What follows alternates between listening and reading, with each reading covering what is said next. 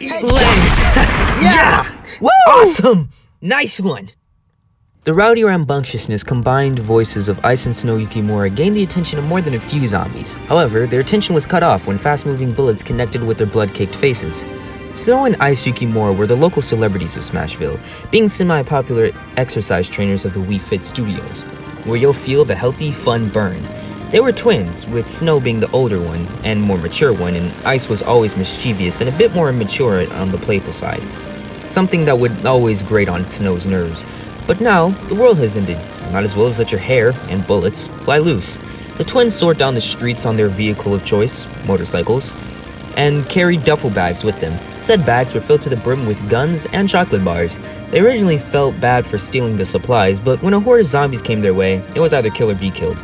So, they rode side by side, the smell of burning rubber burning their noses, shooting down any hostilities. With the world gone to crap, they had to look out for each other, and Ice will be damned to lose his precious sister to these flesh-eating bastards. "Where are we going, Ice?" Snow called, her dusty brown hair flowing in the wind. "Don't know," Ice replied, "but I do know that we're getting the heck out of this town. We aren't famous anymore, just a pair of survivors riding in the wind, hoping not to die in the process. It's a Smashville dream, baby." "Thanks for the reassurance," Snow said, the sarcasm clearly evident. Ice smiled. "No problem at all, little snowflake." Snow raised an eyebrow at her brother, a bit worried that his voice was suddenly trailing off like that. He had the look of, "oh crap," on his face, something that's definitely not an amazing sign. Before Snow could even open her mouth, Ice simply pointed ahead of him, and Snow directed her attention at the sick-looking red car and a pink go-kart heading in their direction. It was such a messed-up combination that Snow didn't even wish to comment on it. However, cars rushing towards them meant survivors, and the fact that they weren't being shot at probably meant that they were friendly survivors. It was a totally hopeful miracle. Maybe. The twins simultaneously pressed their foot on the pedal and sped to the oncoming vehicles. "Hey!" Ice called, as he inched closer.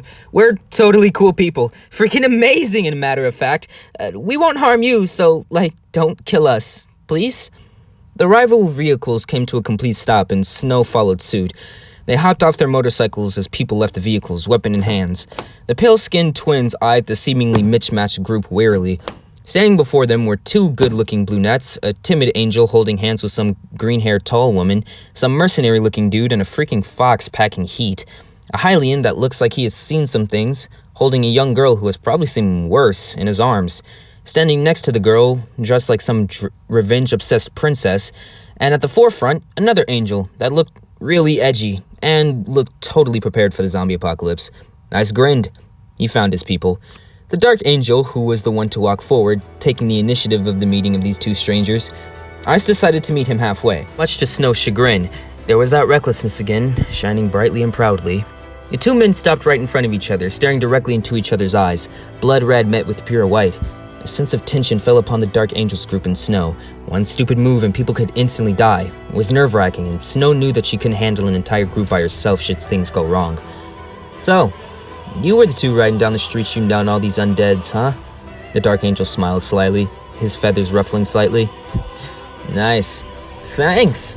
Ice placed his gun on the ground, showing non-hostility, and put his hands on his hip. "Gotta go full out for situations like this, right?" Ice watched the raven-haired boy place his weapon on the ground and mimic his body language. "That's right." Snow sighed, utterly relieved.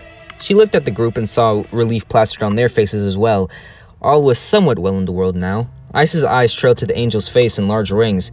"Dark tail wings, eh?" he remarked, smirking. "I like, bro. Totally awesome. And I like the way you handle yourself. Reckless. Reminds me of, well, me. We need more people like you. You want to join our group?"